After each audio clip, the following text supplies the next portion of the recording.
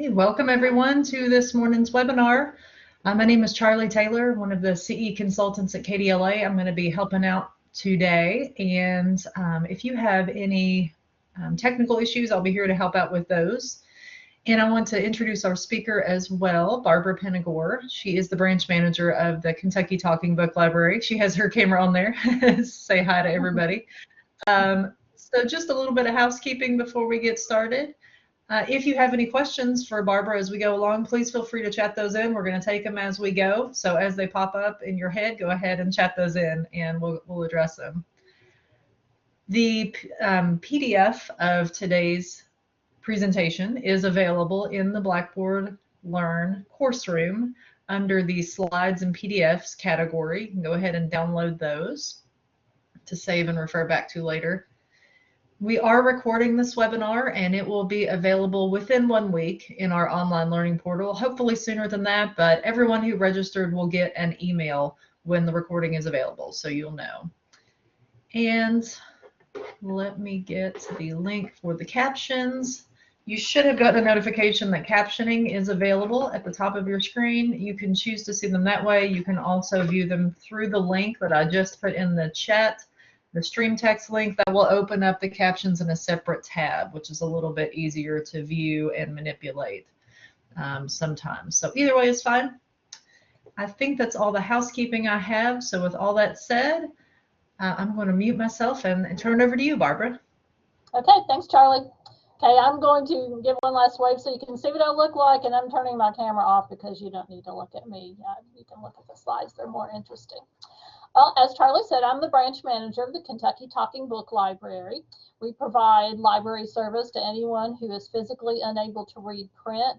That's whether they are blind, they have a visual disability, or a physical disability that makes it hard to hold a book and turn pages, or even a reading disability. And we've been here since 1969. I've been here since 1999, so I've been here for a while, and it's very rewarding work. So let me get started.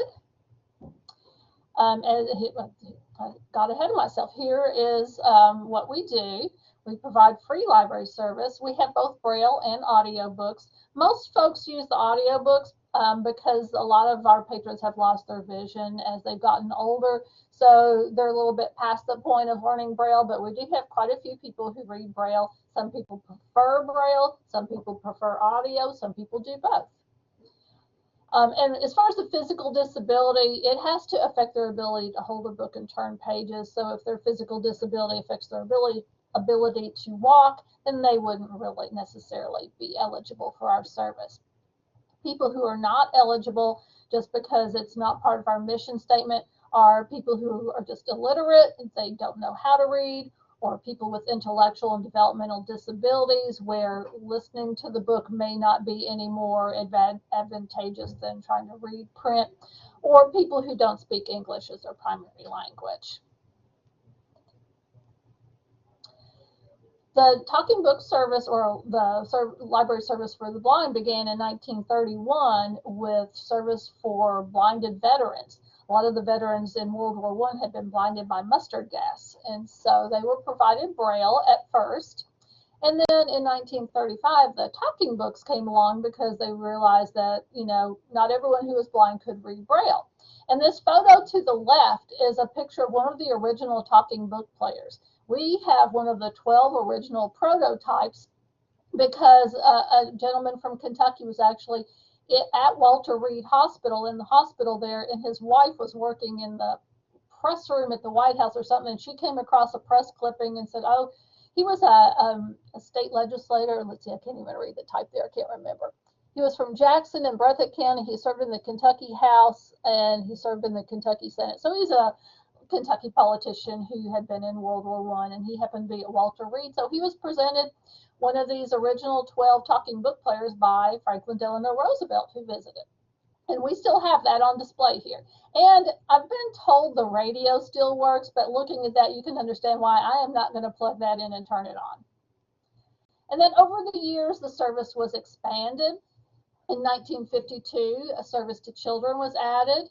In 1962, they added the music department, which includes music scores in Braille and large print and music instruction, but not music just for listening to. And then in 1966, they added people who have physical disabilities. And the talking books were originally on reel-to-reel tape. And in 1968 or so, they switched to cassette tape and were in that format till 2009.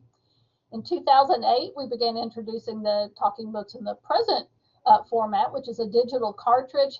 It's actually just a flash drive, USB flash drive that's in a bigger cartridge, so that it's big enough to have labeling and Braille labeling, and it's not so small it's easily lost. The same year, the BARD download website was added, and then I want to say last year, but that's 2 years ago, Braille e-readers were introduced, and I will go over more of all of those later. Why use talking books? Because people say, well, anyone can listen to audio books and everyone has access to everything online, but that's not necessarily true. You know, there are probably 200,000 books published every year, but not all of them are audio books, although luckily more and more of them are. When I started here, there were still books on tape, but most of them were abridged, and they were mostly just bestsellers. Now it's come a long way, and there's a lot more out there for commercial audio. But the people who use talking books are not able to use their local library like other people. They don't have, for a lot of us who are sighted, audiobooks are a convenience, but for someone who's blind or can't otherwise use print, it's a necessity. So just like any of us could go to our local public library and check out books in print or whatever format we prefer, it's a lot more limited for someone who can't use those. So first of all, the service is free. There's not even any postage required because everything's mailed back and forth using the United States Postal Service's free matter for the blind.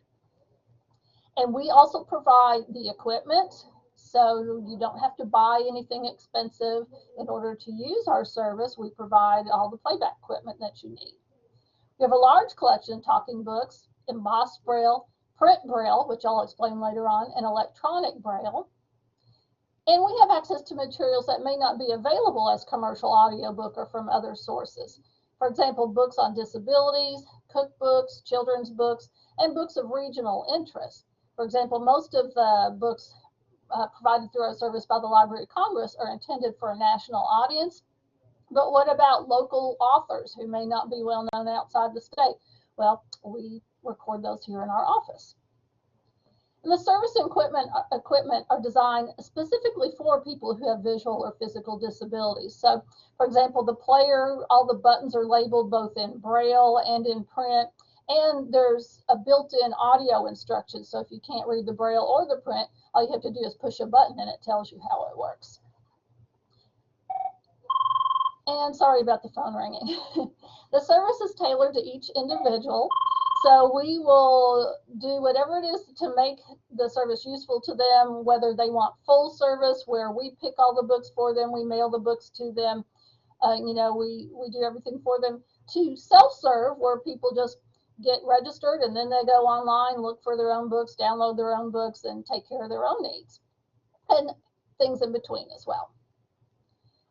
And we do select the books for the majority of our patrons. About 5% of our patrons have us pick books for them, but they're always welcome to pick their own books. They can call us and say, oh, I want books by this author, or I want this particular book, or I want books on this particular subject. But if they don't know what they want, we do have catalogs that come out on a regular basis that they can browse through to pick their own books. And if they don't want to do either of those, they just tell us, well, I like mysteries, or I like cozy mysteries, or I like romances, or I like spicy romances. They just give us a good idea of what they like. We enter those likes and dislikes on their account, and then we run a program that will pick books that match those reading interests. And another advantage for students, a lot of students get materials through other sources while they're a student, but once they graduate and are no longer at that school, then that service ends. So if they get talking books, the service can follow them throughout their lifetime. It doesn't end when they leave school.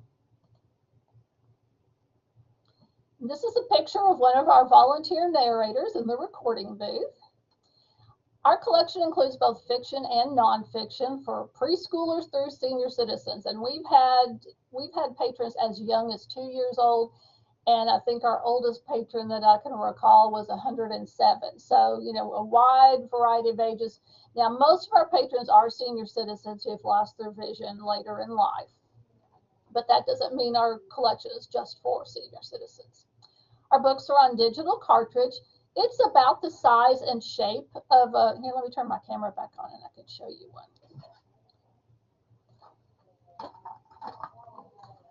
If you can see my little image down there, this is what the talking book cartridge looks like. And you can see on the back side, it's basically a USB flash drive, just in a larger cartridge that has enough room to put Braille labeling on it. All of our books are unabridged human narration, and the National Library Service produces about 4,000 new titles a year. And about half of those are recorded by NLS or by vendors that they have contracted with specifically for the talking book program.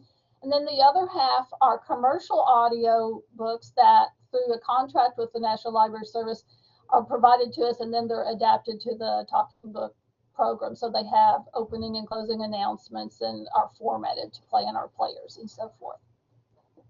We have, this says we have over 110,000 titles. There's probably more than that because I originally did this presentation last year, from the 1970s to the present. And that's just not just books that were published from the 1970s to the present. Those are books that were recorded from the 1970s to the present. You know, they were originally recorded on reel-to-reel tape and then converted to cassette format and then to digital format. And then the Kentucky books that we record here are either by Kentucky authors who may not be well known outside the state, or books about Kentucky, or books set in Kentucky, or maybe they're not even necessarily Kentucky books. Maybe they're set in Tennessee or West Virginia or somewhere, but you know, or maybe they're about Appalachia or coal mining or something that we think would be of interest to our patrons here. And we don't have a physical collection. We no longer keep a supply of talking books here. What we do keep a supply of are just blank digital cartridges. So when it's time to send out books to a particular individual, instead of us having to go to the shelves and pick them off the shelves and check them out and get them mailed out, we just take a blank cartridge out of a drawer, stick it in a little device that will download all the books that person needs that day. We mail it out. When it comes back in, we scan that cartridge, it erases everything, and we can reuse the cartridge. So as a result, we've gone from, on the left, you can see some of our shelves. We used to have basically a large warehouse full of talking books. We had, each book was a permanent copy with just one book on it, and we had anywhere from 1 to 20 copies of each book. So every morning when our mail came in, we would get anywhere from 500 to 2,000 incoming books. Each one of those had to be checked in, and then they had to be sorted by book number, because our books are arranged by an accession number, or they were when we had them. So they had to be arranged by number, and then that took quite a while, and then take them back and put them on the shelves. And then we'd run a program that would tell us what books needed to go out. So they repeat the process in reverse and have to go to the shelves and pick all the books and scan each one to check it out, and then put them in the mail to go out.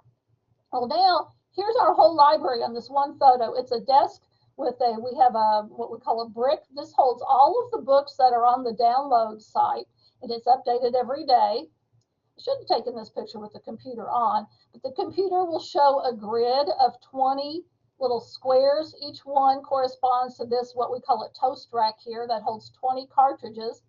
So all we do is pop the cartridges in there. It will show us when each cartridge is full. Then we scan the cartridge on this little scanner, and that automatically prints out a mail card with the person's address and the titles of 8 books. Only 8 will fit on the card, but we will load up to 30 books on a cartridge. And then we just send it in the mail. When the cartridges come back in, all we have to do, we have to open the container, take the cartridge out, scan it here. That erases it, checks it in, and it's ready to be used for the next person. Some of the advantages of this are every book is available all the time. Unlike some of maybe the download systems you all might use, there's no limit to how many times a particular book can be checked out. So if 700 people want to read the same book on the same day, they can all have it. There are also no due dates. So someone who downloads books, well, if we mail them out physically, there's a due date, but if they download books, they never have to return it. But basically, the advantage is every book is available all the time, and we can put up to 30 books on one cartridge. So if somebody wants to read an entire series, we can put that whole series in order on the cartridge. And then our Braille collection, it is not our physical collection. We do have a physical Braille collection, but it's not very extensive because Braille takes a lot of space. If you see this photo over here, this is one book, which is made up of 6 large volumes. Each of those is about 3 inches thick. The typical or the average Braille book has 3 such volumes, but some of them have up to 20 volumes. I know the Game of Thrones is a very large book. The Bible has like 20 volumes. The Joy of Cooking has, I don't even remember how many volumes it has. So Braille is very space consuming, so we just don't have enough physical space to keep the entire collection. But we do have all the Braille books from the last 6 or 7 years. And we just have one copy of each. So if the one copy we have is checked out, then other people will have to wait for it. And just like our audiobooks, we have fiction and nonfiction for preschoolers through seniors. In addition to the regular embossed Braille, you can see this is a Braille book. There's no print on it. So if you can't read Braille, you can read the title and the author that's on the spine, and that's about it. But we have what's called print Braille books. And those are the same children's picture books that you probably have in your libraries, except there's a Braille overlay on each page that has the text from that page in Braille.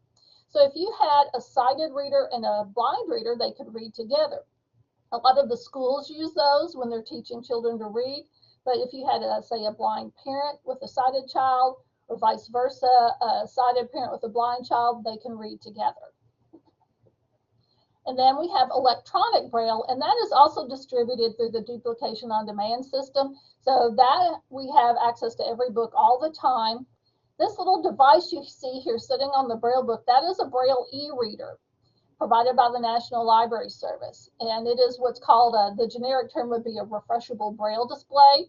If you're not familiar with those, this line here will show a line of Braille. And then the reader will push the advance button and read the next line in Braille. It has little metal pins that pop up for the corresponding Braille letter or word. And then these 8 buttons up here are how they can enter information to navigate through the device. So each of these 8 buttons corresponds to one of the 8 cells in the Braille display, so they can type in instructions. And that funny little thing, these funny little things on the side are to hold a lanyard so you can wear it around your neck. And we don't just have books in Braille and audio. We also have foreign language titles. Many of them, NLS records quite a few books in Spanish, some in French and some in German. But with the ratification of the Marrakesh Treaty a couple of years ago, now a lot of countries are sharing their materials for people who are blind and visually impaired. So NLS is able to add books produced in other countries. Some are in English, like if it's produced in England or Australia, it might be in English, or even Canada, but also books in other languages. So for example, I had someone ask me recently if we had any books in Arabic, and we have like 70 or 80 books in Arabic. So we can satisfy people who either are English speakers but speak another language, or people whose first language is not English. We also have access to magazines. There are about 75 or 80 magazines that are available through our program. Some are in Braille, some are in audio, some are in both. I know we have a new one that's called Dogster, and I like that title. I started calling my own dog Dogster. And the magazines don't come from us here. They're actually sent to the patron directly from the producer. Magazines in Braille they can keep, but magazines in audio come in the same format as the talking books, the same kind of container, but the patrons have to return them so the producer can reuse the cartridges for additional issues. Yeah, we don't have the music service here, but patrons can sign up, can receive service from the NLS Music Service directly from Washington. Now, this isn't music to listen to because someone who is blind can listen to the same music as someone who's sighted. But these are large print and Braille music scores for people who might play an instrument and they want to learn a new song or a new piece. They have access to those music scores in an accessible format. Or we also have audio instruction in Braille and audio. We've had several patrons that wanted to learn to play the piano or learn to play the guitar or learn to play the harmonica. So we have those materials available to them, and they can be sent both physically and downloaded from the internet. And with a cooperative agreement with the National Federation for the Blind, we can set up our patrons to receive NFB Newsline, which is a service that provides news and periodicals. It started out with access by touch-tone phone, but they've branched out. It's available online, through apps, through smart speakers like an Amazon Alexa. And it includes 10 Kentucky newspapers. It also includes things like sales circulars from, say, Target or Walmart, and weather forecasts, TV listings, things like that. What we do not have are textbooks, because our collection is similar to your all's. We're basically a public library, so we don't provide textbooks. We also don't provide dramatic works because there is an exception to U.S. copyright law that allows us to record anything without permission from the copyright holder, but it has to be, use has to be restricted to people who are physically unable to read print, and it has to be in a format that's not accessible to the general public. And it also excludes dramatic works because they're considered a performance and not just reading. And then, as I mentioned earlier, we don't have music just for listening to. Here's what the talking book player looks like. We have two models. One is called the basic, or the standard machine. This is a standard machine. The other is the advanced machine. If you look at this, it weighs about 2 pounds. It's a tabletop model. It weighs about 2 pounds, and it's about the size of a big hardcover book. It has a red button to turn it off and on, and each button is shaped differently, so if someone couldn't see these buttons, they could easily feel one from another. If they can just see color, then that's helpful. The green button is the button that you press to start and stop playback. It has a rewind and fast forward. The yellow buttons are the volume to go up or down. This little crescent moon-shaped button is a sleep button. So a lot of our folks are elderly and they like to listen when they go to bed, but like me, they tend to fall asleep while they're listening. So you can press this button. Every time you press it, it sets the player to play for 15 minutes. And then it will turn itself off automatically. And it doesn't just shut off suddenly, because sometimes sudden silence can wake you up just the same as sudden noise. It will just gradually get softer, and so it doesn't jar you awake. These buttons are speed control. You can actually speed up the books. I like to speed mine up because I think they read in slow motion at the normal speed, or you can slow it down. And a lot of our folks who have hearing problems might slow it down. And then these are tone controls, because we have a wide variety of narrators, some male, some female, some deep voices, some high voices. And some of the recordings, especially if they were recorded long ago and have been converted from analog to digital, they might not have the best sound, so you can use the tone controls to finesse the sound so it sounds best to you. And between the tone and the speed control, even folks with hearing difficulties shouldn't. Most people can hear this pretty well because it does have the digital sound. The advanced player has another row of buttons right here, and those are more for navigation for people who may be listening to nonfiction where they're not necessarily going to start at the beginning and read straight through to the end. They'll be able to skip around from chapter to chapter or section to section, and then, they can set their own bookmarks. This is basically what the talking books look like, although this is an older format when we had one book per cartridge and it was a permanent copy, but it's the same physical format. It comes in this little plastic mailing container that snaps opened and closed. All of our materials are sent by Free Matter for the Blind through the United States Postal Service. Our loan period is 1 month, and we'll send patrons as many or as few books as they want. We don't want to send them more than read in a month and set them up for failure and have overdues. So we can adjust that very easily either way as people find the need. We have the free loan of the talking book player. We don't give it to them, it's on loan. So if they ever stop using the service, we do ask them to return it, and we will replace it if something happens to it and it doesn't work properly. The most common thing is it does have a built-in battery. Should have mentioned that. There's a plug tucked here in the back that you can't see. So patrons can either plug it in and leave it plugged in all the time, or they can play it on the battery, and it will play up to 30 hours on one charge. But over time, that battery will lose power and the charge will decrease, and we'll replace that if it no longer holds a charge. We also have headphones, especially for folks who can't hear well, or maybe they live in a nursing home or a group home somewhere. We have a remote control that is usually reserved for people who might have physical disabilities. That makes it harder for them to manipulate the buttons. It basically just, I think, just starts. No, it doesn't just start and stop. It does pretty much everything, but I should have taken a picture of that. We also have a high volume player. So if the regular player and between the volume, the tone, and the speed is hard for people to hear, there's a high volume player that has to have a separate application because an audiologist has to sign off on it to verify that it won't damage whatever hearing they have left. We tailor the circulation to each individual patron. So before they get started, we actually talk to each patron, interview them, find out what their reading needs and likes and habits are.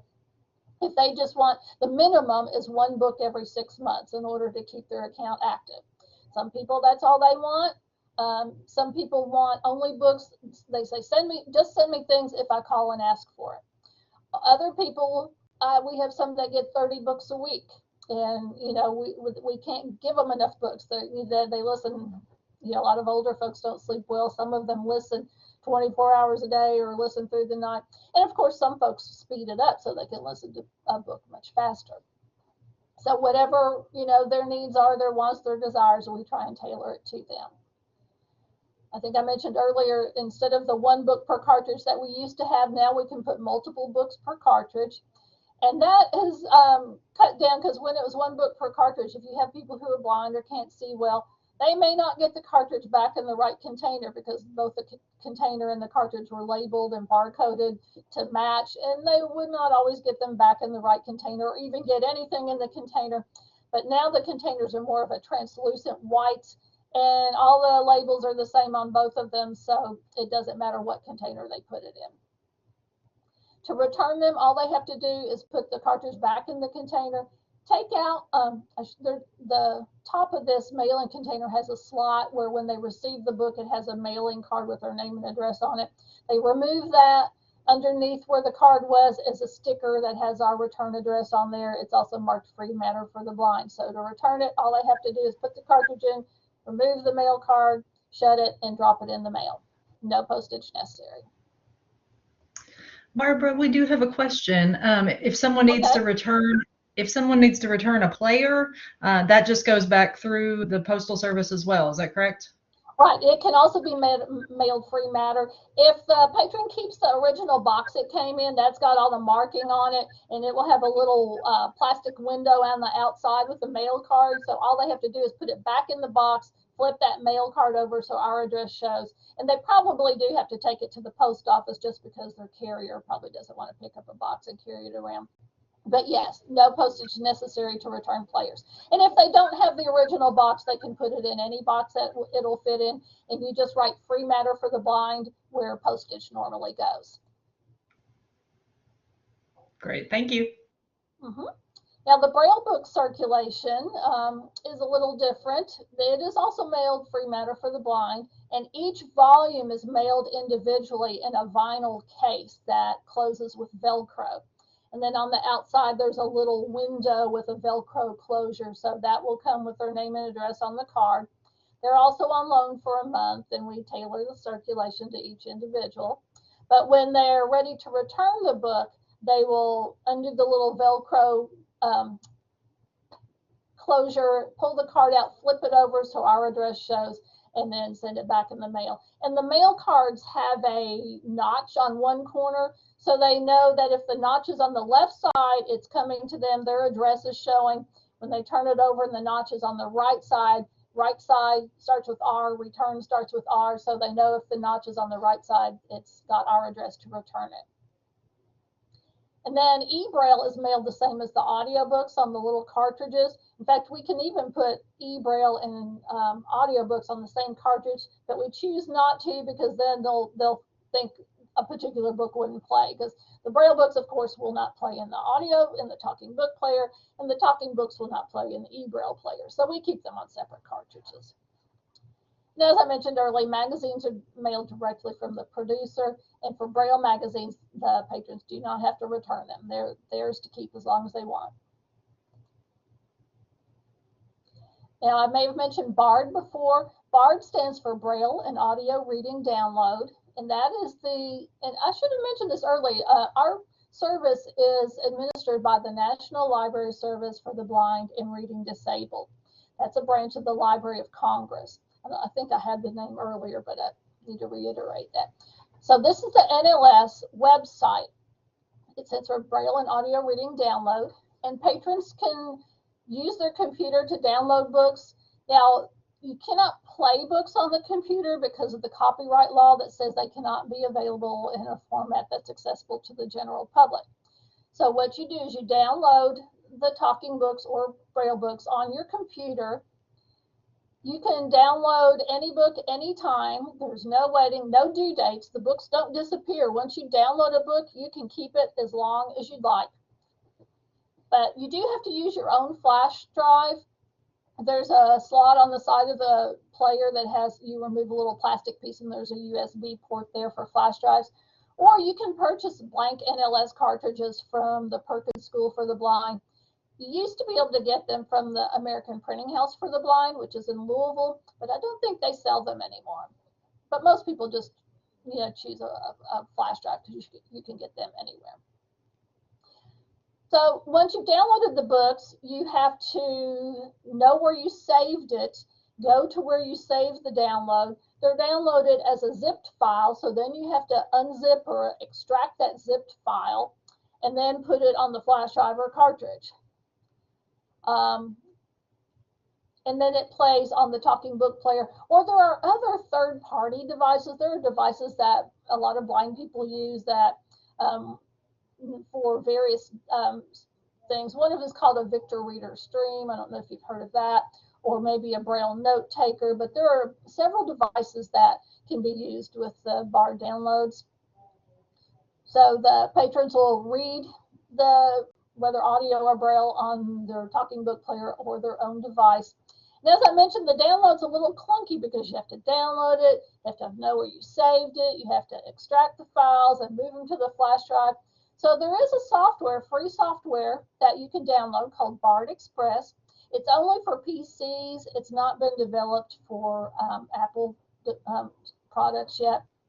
But you can use this software to search for books on BARD, to download them. It automatically unzips the files, and then with just a click of the button, you can transfer it to your cartridge. It's very easy. We have some patrons who don't have access to the internet. I have one gentleman, he sends me a list of books. He sends me blank flash drives and a list of books he would like me to download so he can create his own library.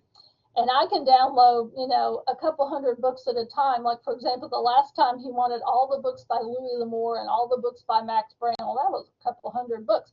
But I can just go into BARD Express, search for all the books by those authors, check them all off at once, start the download, then I can go do something else while they're downloading. So it makes it much easier. And then this is the most popular way to use talking books, is using BARD Mobile. So there is an app for both iOS and Android devices. You can use it on your iPad, your smartphone, or even a Kindle Fire. And even refreshable Braille devices. And you can search for books, download them, and read them anywhere. It's much easier. The only drawback is, of course, you have to either use earbuds or earphones, or be, it doesn't have loud volume on its own. So some of our folks with hearing difficulties, it may not be sufficient for. But a lot of our folks, even if they can't do this themselves, they have family members that might do it for them. And at this point, you can't sync your books across all devices. So if you start listening to something on your iPad, you can't pick up your phone and pick up where you left off. But that is something they are working on. And you can have the app on up to 5 devices. Book selection, if patrons know what they want, they're always welcome to either call us, send us an email, send a letter with lists of books they want. But if they don't know what they want or don't know what's available, we do have catalogs. One is called Talking Book Topics, which is available in large print or audio. The other is called Braille Book Review, which is available obviously in Braille. Now, we've just learned recently, though, that with the supply chain problems, they're not able to get the paper to print this large print version. So right now we're kind of in a struggle to find the best way to, to satisfy our patrons' needs to find what's available. If they don't have access online and they can't get the print version, then we'll have to find a way to get them the audio version. But anyway, it does exist, and each issue comes every other month, and it lists all the newest books since the last issue. They come with an order form, which you can use, but you don't have to use the order form. Like I said, you can call us, send us a letter, email us, whatever works. Some folks even will, if they get the audio version, they'll listen to the catalog, and if it says a description of the book they want, then they'll use their own little digital voice recorder to either record that or say the book into that. So whatever works will work with them. And of course, it's available online. Bard also has, you can search, but what's probably the most popular, it has a list of the recently added books. A lot of people will just check that out on a regular basis just to see what's new, or it has most popular titles. That's used quite a bit. But again, as I said, for people who don't know what they want, then we use what's called auto select. This is based on a patron's reading interest that's entered into their account online. And each patron has a list of subject, we call them subject headings. They're not NLS, or they're not Library of Congress subject headings. They're just in-house subject headings, more like reading interest. So we have those on the patrons, and then each book also has items from the same list assigned to that. So when we do the auto select, we just find books that have the same headings as the patrons have as their likes. We can also do it for particular authors they like, or we can exclude authors they don't like. We can exclude books if they say, I don't want books with sex or violence or bad language. We can exclude those. We can also, if we have someone who can't hear female narrators as well as male narrators, we can limit it just to the male narrators or vice versa. So we have some flexibility, not as good as hand picking out books. We're not picking books saying, here are 20 books that I have personally picked for you that I think you will like. It's more like, here are 20 books that match your reading interest that you might like. It gives them a choice of things to choose from to read. Hopefully they like them all, but not everybody likes everything. Even as much as if you loved romances, you're not going to love every romance. And then whether the books are requested by a patron, they come from the catalog, or their auto selects, everything goes on the patron request list. And that's the queue in which, when they're due for service, the computer goes to that and picks the books at the top of that list. Now, they're arranged by a very complicated mathematical formula, which I can't even begin to explain, but it does put patron requests above anything the computer has picked for them. And the book descriptions include notes about, they have a description of the book, and they have how long the book is, the play time. They have, of course, the author, the narrator, and then a description. But they also tell you what grades it might be appropriate for, if it's a juvenile book. If it's a book that came from it was a commercial recording adapted for our program, it will say unrated commercial audio book. So unrated means NLS didn't record it, so they don't know if it might have sex or violence or bad language. It may or may not, we just don't know. And then if NLS did record it, they will have a note, this particular book has strong language and some descriptions of sex. And then they say it's for senior high and older readers.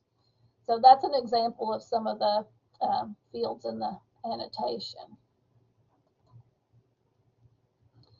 If you have patrons that you think could use talking books, and again, we don't want to say, oh, instead of getting service from your library, get them books from Talking Books.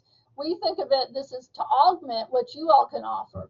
Because, you know, you may have audiobook collections, large print book collections, but, you know, you may have a patron who's read everything and they're interested in your collection. And so where do you go from there? Well, you could sign them up for Talking Books and they could get service from us in addition to going to your library. And of course, you all can offer things that we can't. We can just provide the books, but you all can offer, you know, everything else in your library for them. To apply, you can call us. We'll be glad to send you some blank applications if you'd like to just have some applications on hand. You can go to our website. If you go to the KDLA website, this box is on every page with a link to the Kentucky Talking Book Library. And when you go to this page, click on that link, you can see the eligibility, and there's an application for individuals, which is probably what you're going to use. There's also an application for professionals. So professional librarians can certify the application. They can certify that this person is eligible for your service if you know it. I mean, you know, if someone is coming in with a white cane, you know, you can see they're blind. But if someone comes in and you don't know them and you don't know whether they have a qualifying disability, then, you know, you might ask them more questions, or maybe you have a patron that comes in and you know they only read large print books. Well, that's a good sign that they probably qualify. But if someone has a reading disability, you wouldn't be able to tell that. So they may need to have a different professional sign that application, unless you know for a fact they do have that. So the application for professionals is actually a fillable form that you can fill out. Now, you can't submit it to us online, but you can fill it out and then email it to us. The regular application, you can, it's not a fillable form. You can fill it out and then just mail it to us, email it to us, fax it to us, you know, whatever method you want to use. Or you could just give the blank application to the patron and let them take it home and fill it out and get it certified by someone else. It just depends on the situation. But the main thing on the application is to have it certified. We can get if we get an application and it's missing information, we can ask the patron anything, except we can't, you know, get it certified remotely. So that's the most important thing. But it is important to have all the patron contact information, because especially alternate contact, because when we get an application here, we send the person a letter or an email saying, please call us. And then when they call us, we do kind of a new patron interview. But if we can't get in touch with them, then we can't get them set up. So it is important to have as much contact information as possible. Now, as public libraries, you all can apply for an institutional demonstration account. That way you could have a machine and a talking book on hand that you could keep on display, or you could use for demonstration purposes. You can even sign up for a demonstration BARD account, but as a demonstration account, you're limited to 4 books you can download. That would just be for demonstration or teaching purposes. There are 4 books that NLS has the copyright to, so that's why you're limited to those. So that is a possibility. We have several libraries signed up that do have demonstration accounts where they can, you know, show individuals tell them about talking books. So if they're interested, they can fill out an application. Now, we do have things like nursing homes or schools or, you know, adult daycares, places like that, where they will sign up for an institutional account for actual use. And it's not just a demonstration account, it's a regular account, but they can have up to 4 individuals sharing 1 player and 1 account. But we do ask that if they have an avid reader, that they sign them up for their own account, because if you had 2 people sharing the same machine and books, one might like Westerns, one might like romances, one might like fiction, one might like nonfiction. One might read 10 books a week, one might read one book. So it's best to have everyone with their own account so they can get the things they want and the number of things they want. And of course, we can provide service to schools, and I'll kind of skip over that. And yeah, I'll skip that as well. That really doesn't apply to libraries. As I mentioned, there is a professional application, which is an online fillable form that if you feel comfortable that this person is qualified, you can fill out the form and then email it to us. Just make sure you have all fields in the certification page filled out. Once we receive an application here, we'll send the applicant, the potential patron, a letter or email saying, hi, we've got your application, please call us. And when they do, a librarian will explain in detail how the service works. They'll talk about their reading interests. What do you like to read? And when they talk about in detail about the service, they'll ask them, do you want to download? Do you want things by mail? Do you want Braille? Do you want audio? They get all that. And then they talk about how many books do you want to read? How many books can you read at a time? So we can set them up to get on what we call turnaround service, where they will get up to 3 cartridges and then another one doesn't go out till one comes back. Or we can set them up on a calendar basis where maybe we send books every week or every 2 weeks or every month. We just don't want to send more than they can comfortably read in that time. Now, if they don't respond to the letter or email, then we'll try again. Maybe the first time we'll send a letter, maybe the second time we'll send an email, or maybe we'll try contacting their contact person, which is usually a family member or a close friend. If after 3 attempts between phone, email, letter, contact person, the applicant, if we don't get any response, and this is usually after a couple months, then we'll destroy the application to protect their privacy. At this point, if they're interested in downloading, they obviously apply for the general service first. And then if they want to download, there's a separate BARD application on the BARD website. It basically just asks for their name and address and what device they're going to use. And then we get notification on our end and we approve it if they're an eligible user. Sometimes we have people apply and they're not a Talking Book user and we have to decline their application. But as long as they're a patron in good standing, we'll approve that application. And then, excuse me, that will generate an automated email to them where they'll get a temporary password, and then they can go online and change the password to whatever they want. And then they're free to go on their merry. Now, oops. You can, if you're using BARD Mobile, you can't apply with the app and you can't change passwords with the app. So you have to either use your web browser or a computer to actually apply for BARD. But then once you get signed up, you can log in using the app. And then once you have logged in the first time, you don't have to log in after that on the app. There is a secret question or answer that we recommend people fill out, because then if they forget their password, they can reset the password themselves. Otherwise, they can just call us and we'll reset it for them.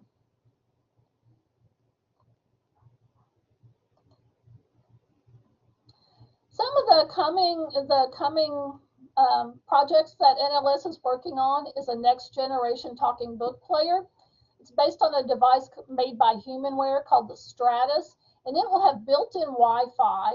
So if they have internet connectivity, they can download the books directly to their player, which would be excellent. That's similar to how the app works now. It'll have Bluetooth, and we believe it'll have text-to-speech.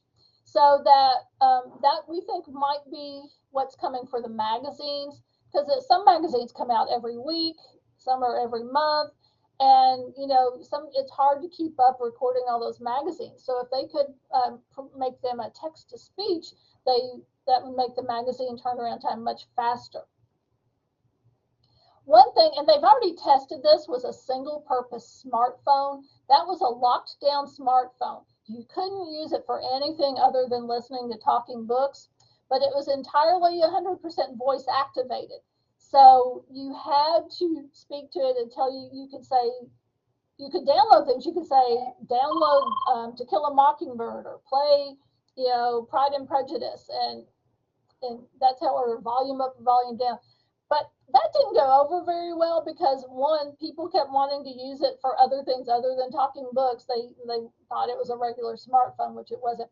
And some people took to the all voice activation well, usually people who are blind and are used to using that, but some of the older folks, it was difficult. They're also considering a smart speaker like an Amazon Alexa. NLS will not supply the smart speaker, but for folks who already have it, maybe they can listen to their talking books. They could say, Alexa, play To Kill a Mockingbird. You know, that would be very handy. But the downside would be they would have to be able to get it set up themselves, because we don't visit anyone's homes or anything. Everything we do is we serve everyone completely by phone, mail, email. We don't do home visits. And at this point, BARD is a separate system, but they're working on integrating it so that a person will only have to sign up for talking books, and then they won't have to apply separately for BARD. And that will allow us librarians to add books to a patron's wish list, because on BARD you can create a wish list, things you think you might want to read. Well, the librarians could do an auto select and add those books to a wish list, and that would give some more choices to the patrons so they didn't have to look for books, because if they don't know what they're looking for, it's a little bit harder. So this way they'd have at least a starting point. And is that the last slide? It says there's more slides. Oh yes, I didn't know that was there. Charlie must have put that there. So this is my contact information. You can call us. We have a toll-free number or our local number.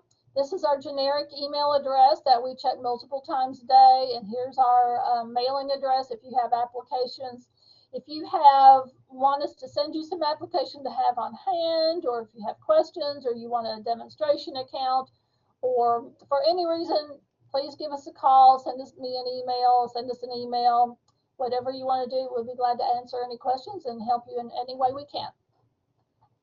Thank you. I appreciate you all listening to me ramble on for all this time. Are there any questions? We haven't had any questions come in from our attendees. I actually have one though, just out of curiosity. So you showed the e-Braille readers, which I know I've seen them before, but I've had forgotten. Just out of curiosity, is the collection size the same, like the number of available titles the same for all the different devices, or probably the cartridges have more, or everything's available for all?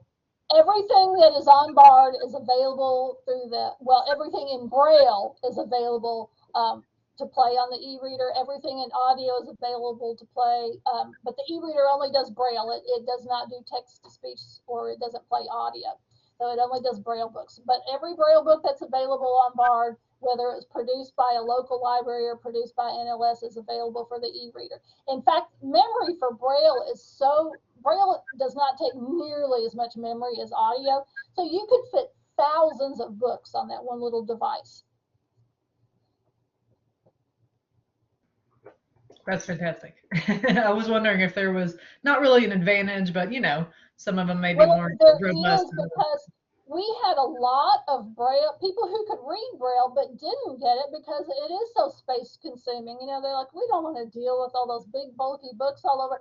And once they've gotten the e-reader, our Braille circulation has skyrocketed, because they can just go online, download the books they want, and keep their own little mini library on that one little device and listen to whatever they want whenever they want, because there are no due dates. Sure. That's fantastic. Thank you, Barbara. And if anybody has questions, please go ahead and chat those in. I'm just going to do a quick housekeeping so we still have time for questions.